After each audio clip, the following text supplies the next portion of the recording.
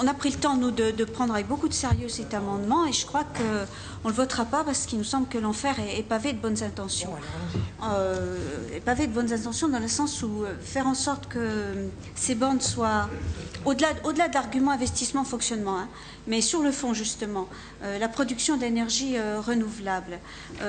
Je suis allée voir qui était 100% producteur d'énergie renouvelable. Il n'y en a pas 50, hein, tu as parlé d'Enercop, bon, société coopérative qui regroupe des consommateurs, des salariés, des petits producteurs d'électricité.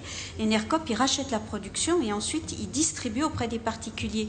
Et c'est vrai, c'est une société intéressante puisque c'est une SIC, elle réinvestit dans des projets de développement des énergies renouvelables. C'est la seule coopérative.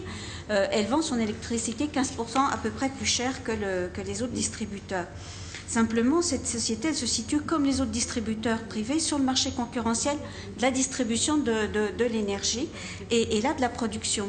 Et son engagement vise à créer des projets locaux de production d'énergie renouvelable avec l'implication des forces citoyennes et des collectivités. Aujourd'hui, créer ces lieux de production gérés par des citoyens et des collectivités, c'est possible parce que la technique a évolué et que ça le rend possible. Mais d'après les témoignages que j'ai pu recueillir, en particulier à la dernière conférence d'Alter, là au mois de février, ces lieux de création, il faut l'objet de financement par des fonds d'investissement privés. J'ai vu ça sur l'éolien, ne serait-ce que les constructeurs. Ensuite, ils réclament des dividendes, hein, ces constructeurs. Voilà. Et la rentabilité de ces installations, elle n'existe que parce que le prix de rachat de l'électricité par les pouvoirs publics à EDF est réglementé. Et donc, ils sont financés par les citoyens par l'intermédiaire de la CSPE. Pour les énergies renouvelables, la CSPE qui est payée par les citoyens qui payent leurs factures EDF, hein, elle atteint 3 milliards d'euros par an.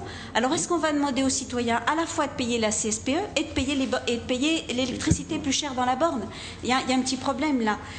Nous, en plus, sur la philosophie, la question qu'on pose, c'est celle d'un pôle public national de l'énergie. Et dans ce cadre, les déclinaisons régionales sont concevables, mais avec un vrai effort de planification et donc de maîtrise à la fois du développement et de la gestion des ENR sur des critères qui soient autres que ceux de la rentabilité. Donc pour nous, la question des ENR, elle est indissociable de la question de l'accès de tous à l'énergie. Et la satellisation locale des productions sans en assurer la cohérence globale, pour nous, c'est un des avatars de l'anarchie de la production néolibérale et du gâchis.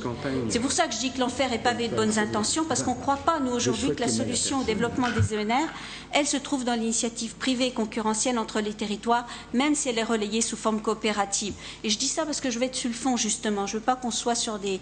Voilà, c'est pourquoi nous, cet amendement, pour ces raisons de fond, on ne le votera pas.